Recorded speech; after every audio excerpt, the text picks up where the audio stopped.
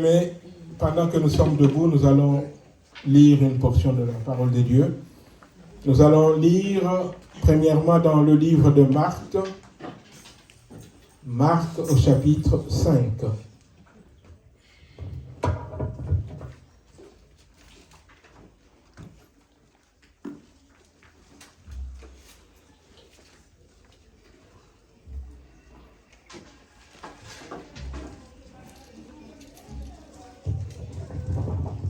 Marc chapitre 5, nous lirons 2 versets. Nous prendrons le 19 et le 20.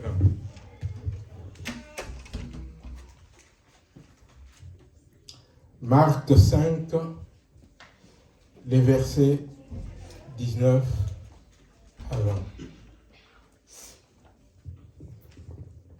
À toi, bien-aimés,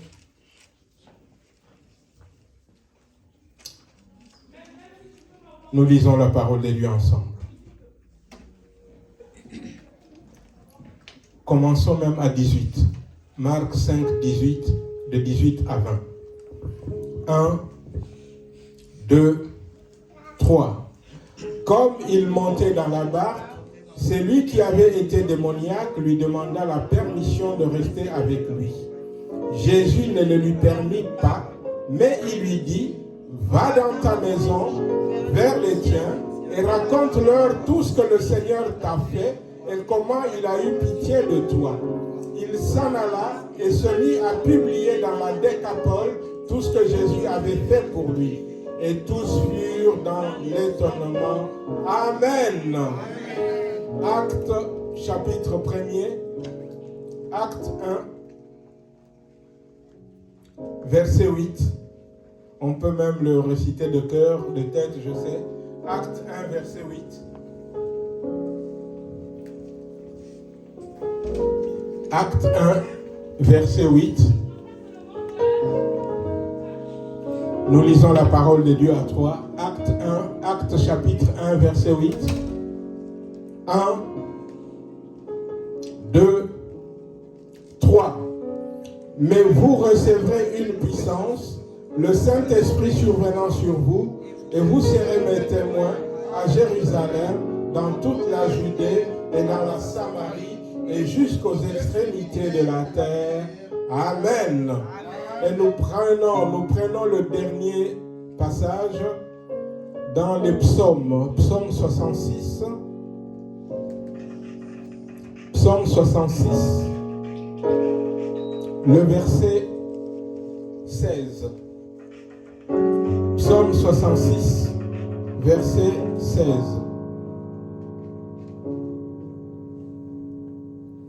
Psaume 66, verset 16. À 3. 1, 2, 3. Venez, écoutez, vous tous qui craignez Dieu, et je raconterai ce qu'il a fait à mon âme. Reprenons. Venez, écoutez, vous tous qui craignez Dieu, et je raconterai ce qu'il a fait à mon âme. Amen. On peut prendre place. Soyez bénis. Alléluia. Soyez bénis. Bien-aimés, le mois de mai, c'est le mois où nous avons déclaré, dit au Seigneur, ce que nous avons décidé de faire pour le royaume. Nous avons dit une âme pour le Seigneur. Amen. Que chacun de nous gagne une âme au mois de mai pour Jésus-Christ. Alléluia. Un plan merveilleux. Un plan merveilleux. Bien-aimés, nous sommes mandatés pour cela. Jésus-Christ dit que nous avons la puissance qu'il nous a donnée. C'est le Saint-Esprit qui est sur les enfants de Dieu pour pouvoir leur permettre d'être des témoins de Jésus-Christ. Alléluia. Être des témoins de Jésus-Christ. Être témoin, ce n'est pas une option. c'est une obligation pour tout enfant de Dieu. Alléluia. Nous sommes ses témoins. Il dit, en commençant dans notre Jérusalem, c'est-à-dire chez nous, dans nos maisons, nous étendons nos limites dans toute la Judée, dans notre environnement. Nous allons plus loin, même chez ceux qui sont considérés comme, entre guillemets, ennemis, c'est-à-dire en Samarie. Et la Bible dit jusqu'aux extrémités de la terre. Alléluia. Et aujourd'hui, cela doit se faire plus facilement, parce que pour parler à un Américain aujourd'hui, tu n'as même plus besoin de prendre le billet d'avion, d'aller jusque chez lui. Non. À partir de ton téléphone, à partir de ton écran, tu peux parler au monde entier. N'est-ce pas vrai? Amen. Bien-aimés, nous devons, en ce mois, gagner une âme. Fais tout pour la gloire du Seigneur, pour gagner une âme et l'amener au Seigneur. La semaine passée, nous avons vu, c'est que gagner une âme au Seigneur. Nous avons dit, je rappelle juste cela, que inviter quelqu'un à venir écouter la parole de Dieu, c'est bien. Partager la parole avec quelqu'un, c'est bien. Témoigner de ce que le Seigneur a fait dans sa vie, c'est bien. Tout cela est bien. Je peux dire même tout cela n'est qu'un commencement. Parce que gagner une âme au Seigneur, c'est amener cette âme à prendre la décision de se donner à Jésus-Christ. Alléluia. C'est lorsque une personne à qui l'on témoigne, à qui l'on parle du Seigneur, une personne qu'on invite, une personne pour qui l'on prie, lorsqu'on amène cette personne à se décider pour Jésus, à accepter Jésus comme son Seigneur et Sauveur, c'est à ce moment-là qu'on a gagné une âme pour le Seigneur. Alléluia. Parce que je peux parler à quelqu'un, la personne peut s'en aller sans avoir donné son cœur à Jésus. Vous voyez, je peux même voir régulièrement cette personne. Mais si, dans ce que je fais, il n'y a pas cette décision d'arracher cette personne aux ténèbres pour l'amener dans le royaume de Jésus-Christ, le royaume des lumières, bien aimé, la personne n'est pas gagnée à Jésus. Alléluia. La semaine dernière, nous avions donné quelques versets choisis dans un seul livre. Le but de ces versets-là, c'était pour que lorsque tu parles avec une personne, que tu puisses... D'abord, on les a choisis dans un seul livre pour retenir plus facilement. Et lorsque tu lui parles, que tu puisses savoir où elle en est avec Jésus et que tu saches comment tu peux orienter ce que tu as à lui dire. Et ce matin, parce que nous sommes dans ce mois où nous devons gagner une âme à Christ, nous allons partager sur comment faire un témoignage efficace. Comment faire un témoignage efficace? Parce que nous sommes des témoins. Nous ne sommes pas des témoins, entre guillemets, de Jéhovah. Non, nous sommes des témoins de Christ. Alléluia. Et nous avons reçu la puissance de Christ, le Saint-Esprit, pour pouvoir témoigner. Alléluia. Et bien aimé,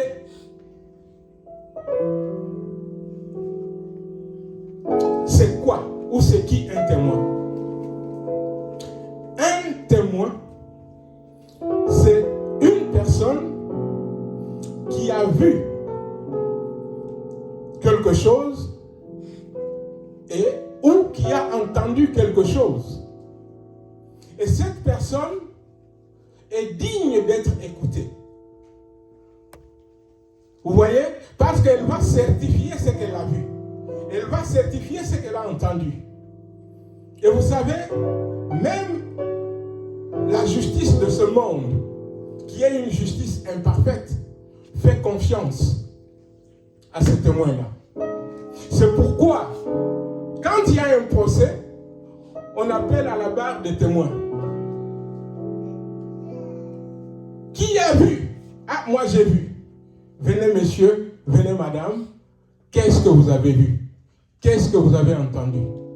Et ce que vous avez vu, ce que vous avez entendu, va déterminer le procès, la suite du procès.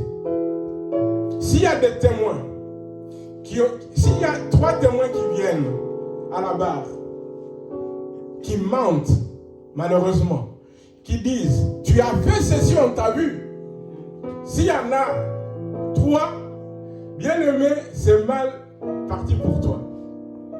Vous voyez, parce que la justice va faire confiance à ces gens-là. Mais le Seigneur te dit, toi tu es témoin. Tu es témoin pour parler de ce que tu as vu,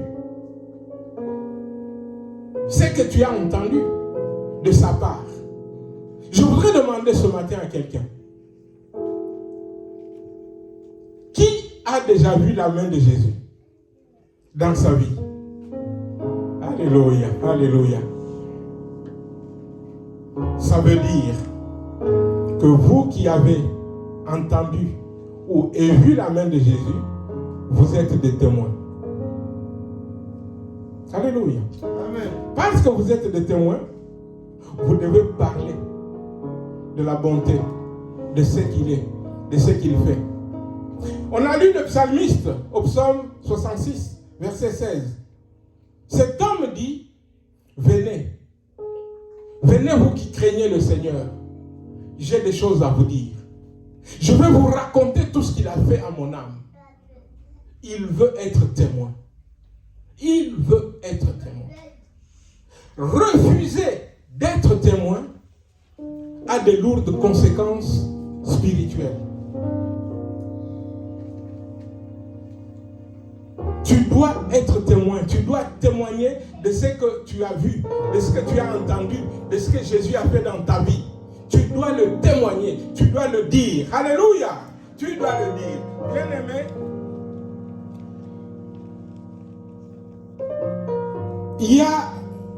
j'aimerais partager quelque chose. Si quelqu'un peut prendre 1 Jean au premier chapitre et lire les 3 premiers versets. 1 Jean 1, de 1 à 3, s'il vous plaît.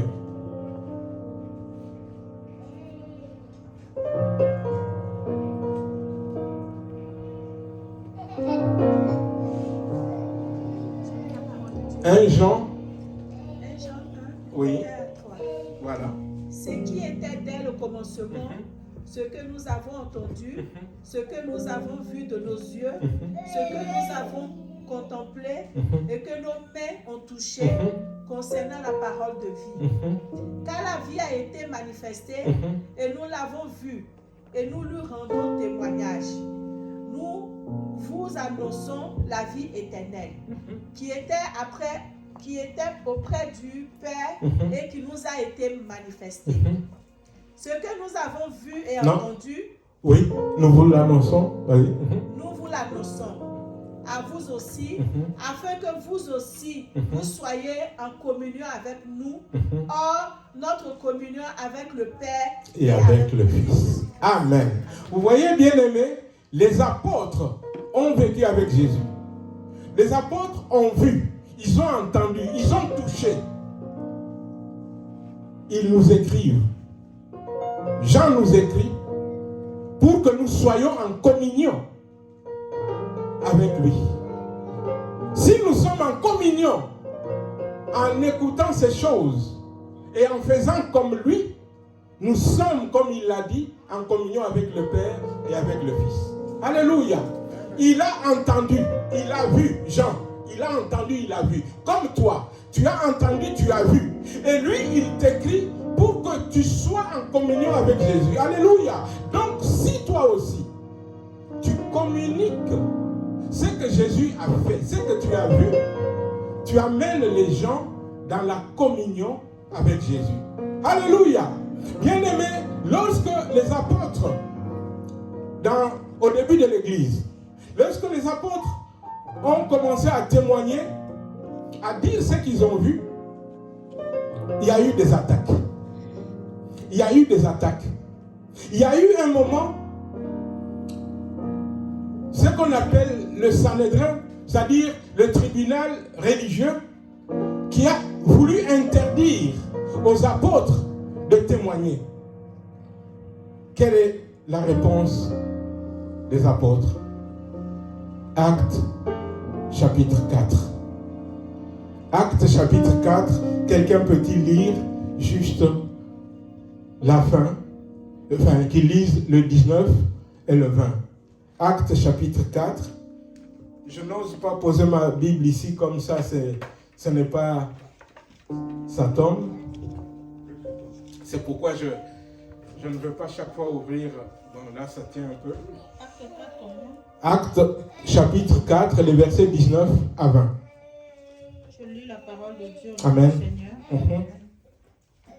Et Jean répondit, jugez s'il est juste devant Dieu de vous obéir plutôt qu'à Dieu. Car nous ne pouvons pas ne pas parler de ce que nous avons vu et entendu. Ils leur firent de nouvelles menaces et les relâchèrent, ne sachant comment les punir à cause du peuple, parce que tous glorifiaient Dieu de ce qui était arrivé. Alléluia, alléluia. Regardez ce qui est arrivé. Les apôtres ont vu. Ils ont dit, nous devons témoigner. Nous devons parler de ce que nous avons vu, de ce que nous avons entendu. Comme toi et moi. Nous avons vu Jésus dans notre vie. Nous devons parler, nous devons témoigner. On veut les menacer. On leur dit, ne parlez plus en ce nom-là. Au 18, il est dit, en les ayant appelés, ils leur défendirent absolument de parler et d'enseigner au nom de Jésus. Nous ne voulons pas que vous témoigniez pour Jésus. Qu'est-ce qu'ils répondent? Ils disent, Pierre et Jean leur répondirent, jugez s'il est juste devant Dieu de vous obéir plutôt qu'à Dieu. Car nous ne pouvons pas ne pas parler de ce que nous avons vu et entendu. Alléluia.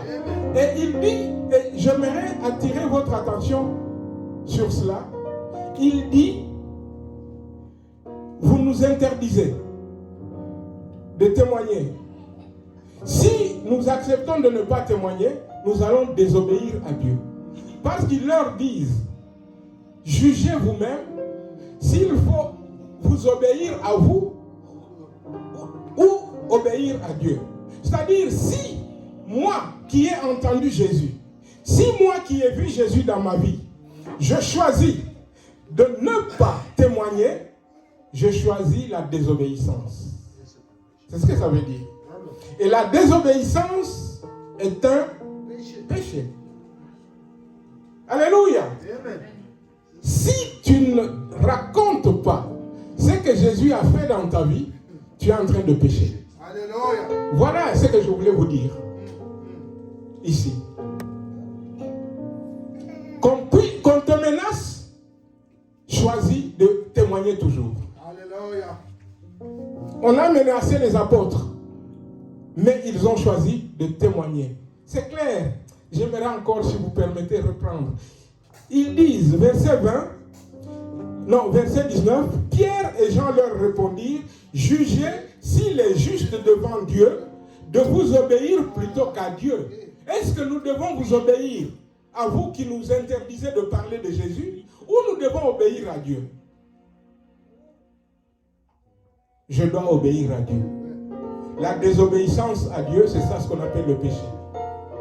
Alléluia. Bien-aimé, je voudrais attirer ton attention ce matin. Sois celui qui parle de Dieu. Sois celui qui parle de ce que Jésus a fait dans ta vie. Parce que Jésus a fait de grandes choses dans ta vie. Si tu n'en parles pas, tu es en train de désobéir. Tu es en train de pécher.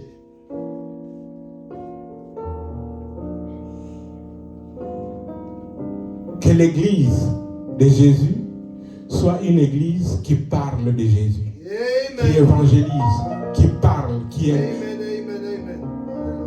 Tu es chrétien, dans ta propre maison, tu ne parles pas de Jésus. C'est-à-dire que tu n'es pas témoin dans ta Jérusalem. Je ne vous demande pas d'aller au travail en France et au travail de sortir votre Bible, c'est interdit en France. Pour la plupart, vous venez d'Afrique. En Afrique, c'est permis. En Afrique, il y a des gens qui rentrent dans un bus, ils payent son ticket de la journée juste pour prêcher dans le bus. Ils rentrent avec la Bible, le bus démarre, ils commencent à prêcher.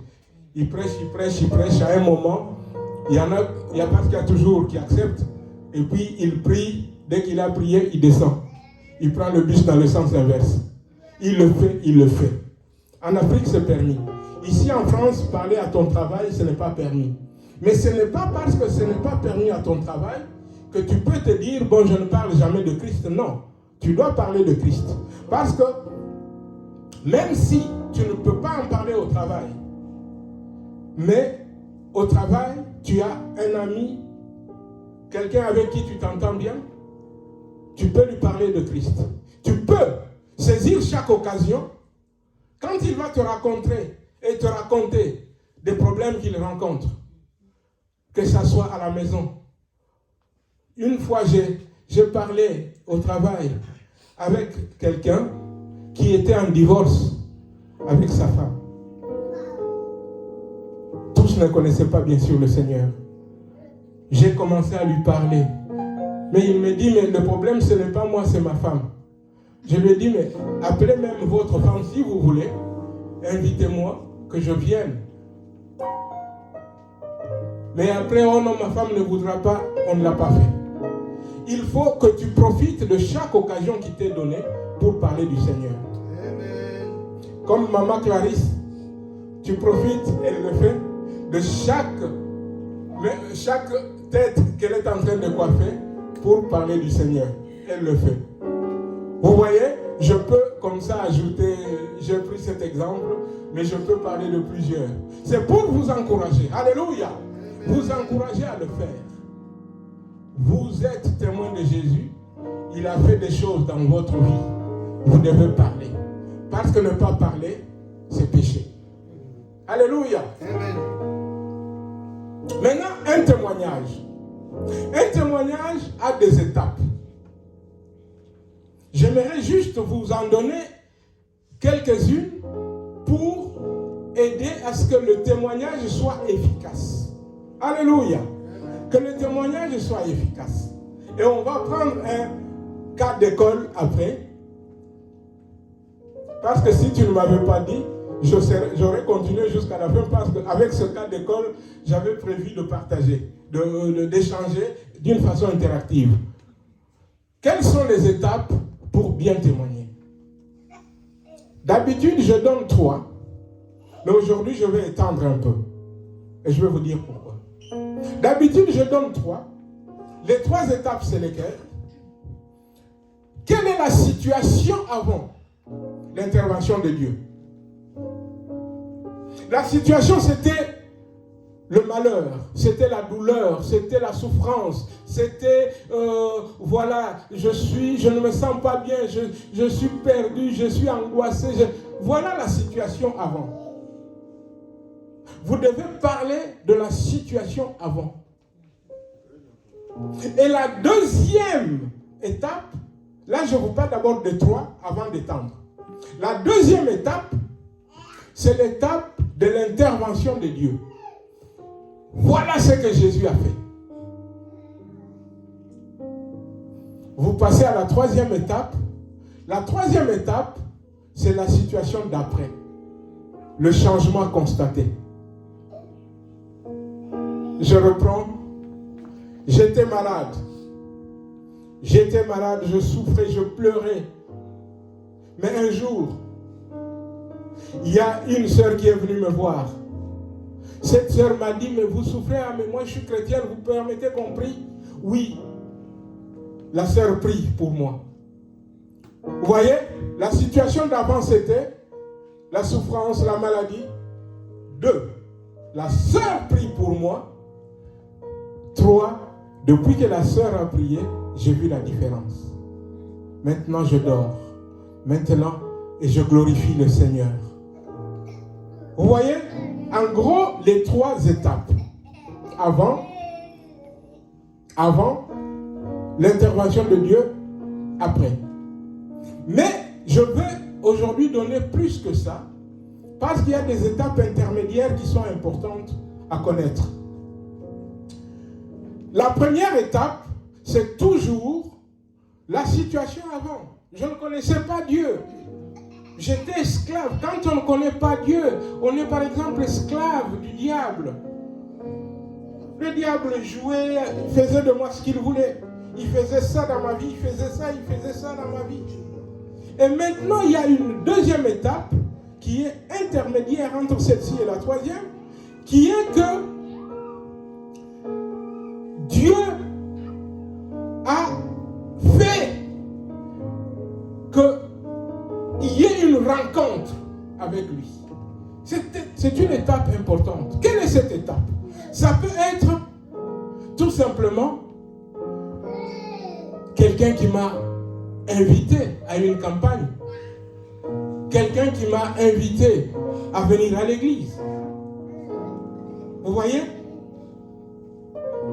Et après, une autre étape, c'est oui, qu'est-ce que Dieu a fait pour que je l'accepte, pour que je me donne à lui. Cette étape, on va détailler tout ça avec un exemple biblique, que je vais donner tout à l'heure. Et il y a cette étape, et puis comme on a dit, l'étape d'après, c'est l'intervention, le moment exact de l'intervention de Jésus. Vous avez déjà vu quelqu'un qui est venu à l'église, il hésitait, on lui a parlé de Jésus, il hésitait, mais il vient à l'église, pendant qu'on prêche, ou pendant qu'on chante, la personne sent quelque chose se passer. Je vais vous donner un cas. Et un cas que je connais. Une personne qui était malade de sida. Donc atteinte du VIH. Pendant une prédication, cette personne sent là que c'est pour moi. On a prié là c'est pour moi. C'est pourquoi je bénis le Seigneur qui a conduit sa servante même à prier pour Michel dans ce sens-là. Un moment, la personne ressent que c'est pour moi. La personne sort du culte sans dire quoi que ce soit. Et après, quand la personne est partie voir le médecin prend les examens, tourne, retourne. Madame, qu'est-ce qui s'est passé? Madame, on voit que les résultats se sont améliorés. Qu'est-ce qui s'est passé? Jésus est intervenu à un moment clé, à un moment bien précis. Vous voyez, comme je n'ai pas beaucoup de temps, j'aimerais qu'on prenne un cas. On va lire ce cas. On va échanger. Il est quelle heure? 42, donc je n'ai plus que... Non. Tu avais dit jusqu'à 9. Bon, on va faire très vite. Vous voyez, on m'a imposé un timing que je dois respecter. Si quelqu'un peut alors lire rapidement, notre première lecture de ce jour, c'était Marc, chapitre 5. On a lu le 19 et le 20. Mais maintenant, quelqu'un peut-il lire rapidement du premier verset au verset 20?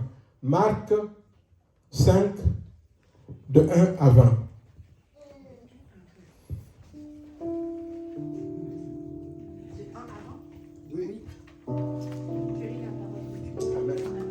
Ils arrivèrent à l'autre bord de la mer, dans le pays des Gadaréniens.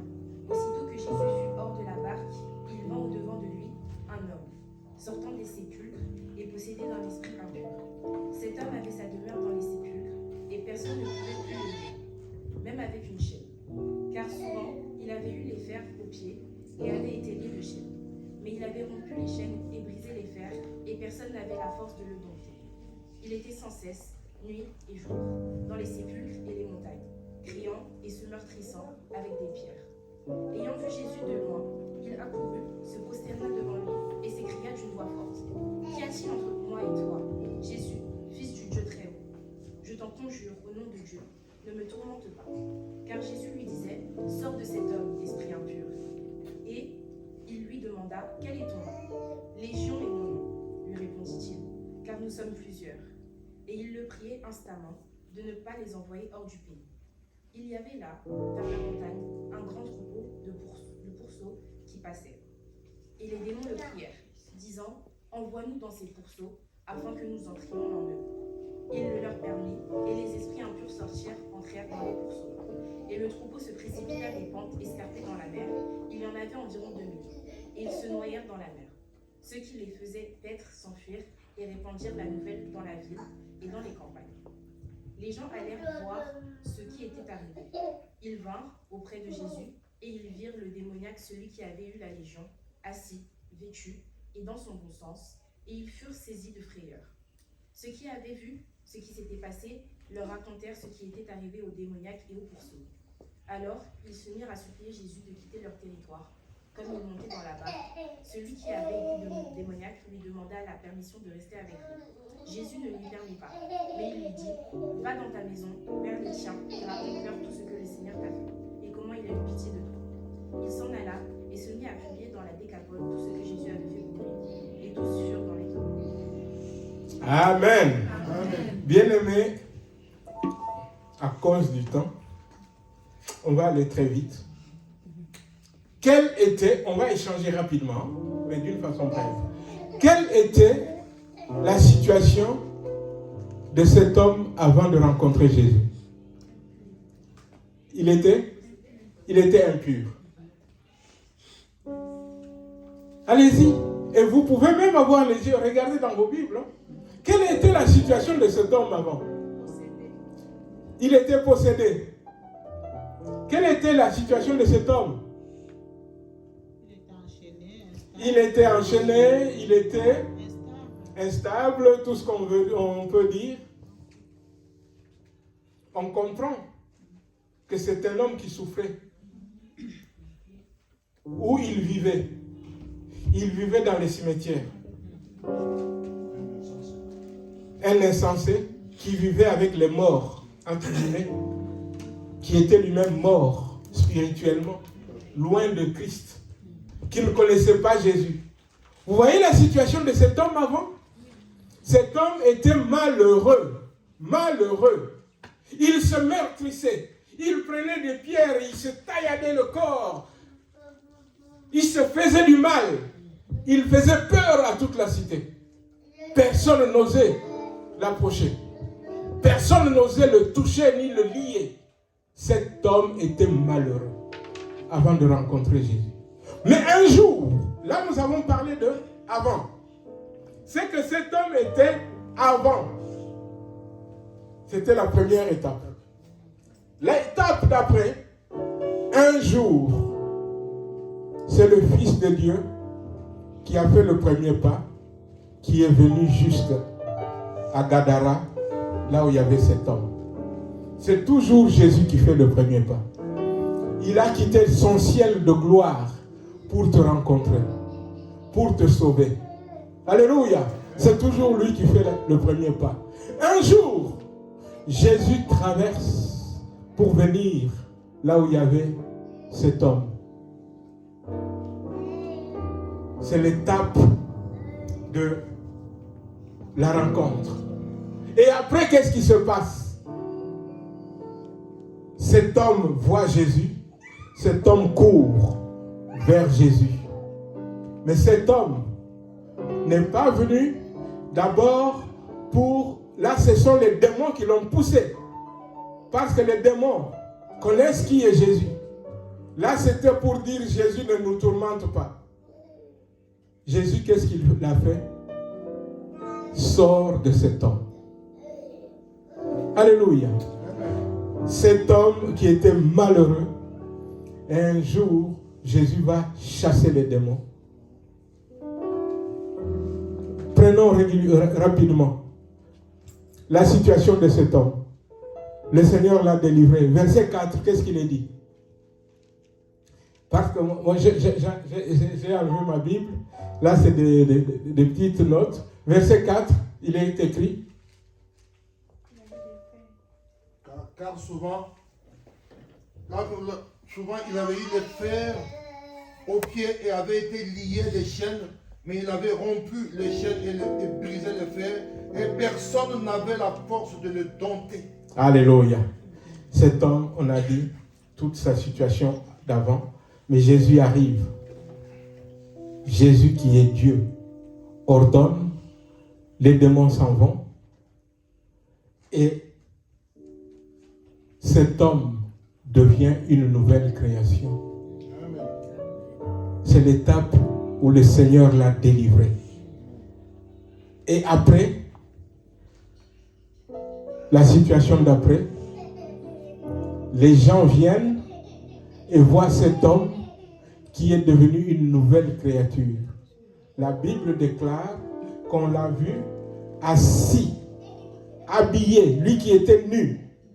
Il est maintenant habillé, il est dans son bon sens, assis avec Jésus.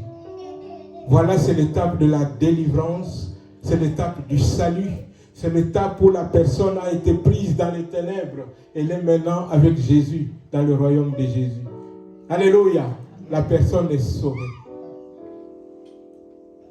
L'étape d'après, oui, j'ai courte pour ne pas. L'étape d'après, c'est quoi? C'est que cet homme devient un témoin. Cet homme voulait rester avec Jésus. Jésus lui a dit non, non, non, non, non, non. Va dans ta famille d'abord, dans ta Jérusalem. Va dans ta famille. Raconte-leur ce que Dieu a fait et comment il a eu pitié de toi. Cet homme devient maintenant le témoin qui va raconter ce que Jésus a fait. Et bien aimé, cet homme va raconter non seulement dans sa famille, mais cet homme va raconter jusqu'aux extrémités de la terre. Alléluia. Dans ce qu'on appelle la décapole. Décapole, ça veut dire un ensemble de 10 villes, 10 grandes villes.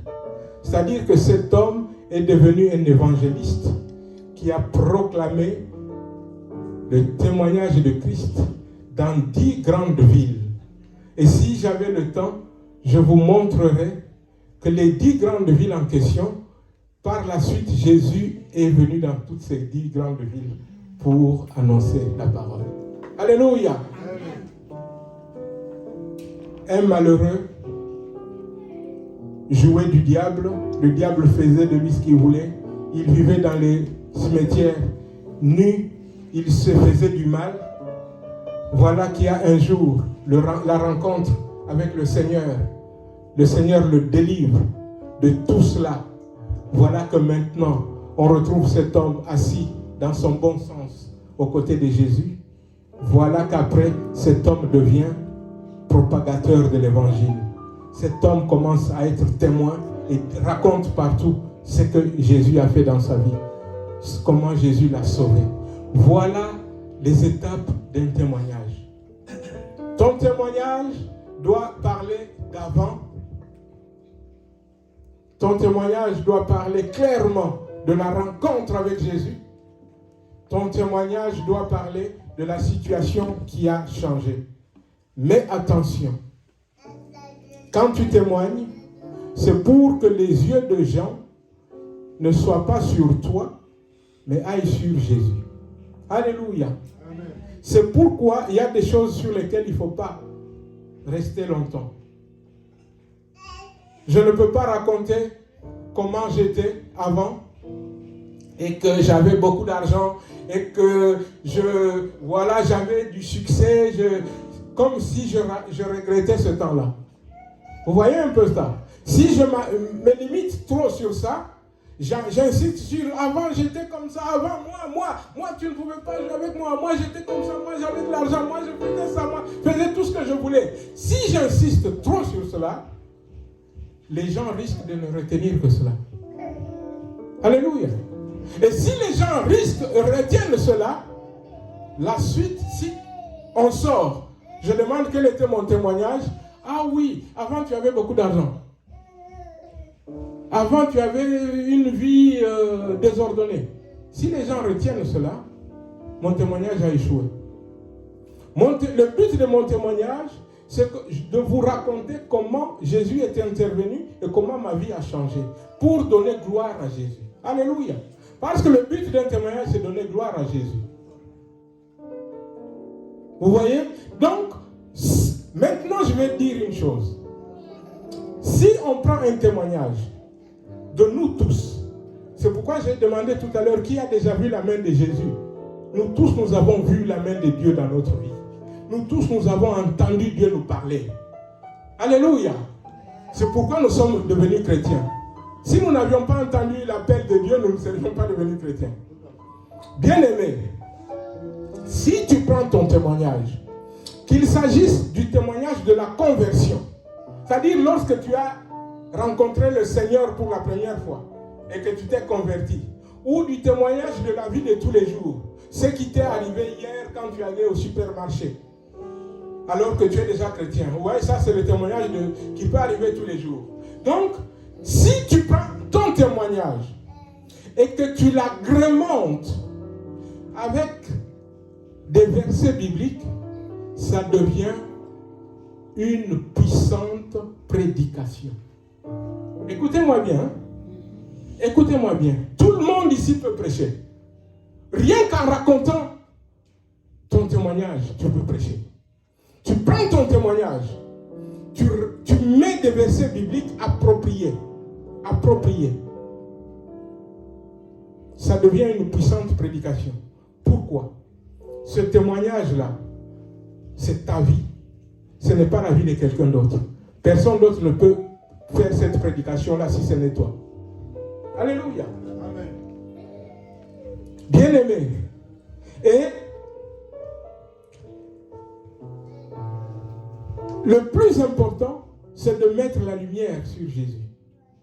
Mettre la lumière sur Jésus. C'est ça le plus important. Et après avoir donné ton témoignage, il y a des étapes que j'ai bannies, enfin que j'ai enlevées, mais je peux, comme ça me revient là, je peux en parler juste en une phrase. L'étape d'après, c'est que tu dois inviter ton auditoire à venir à Jésus aussi.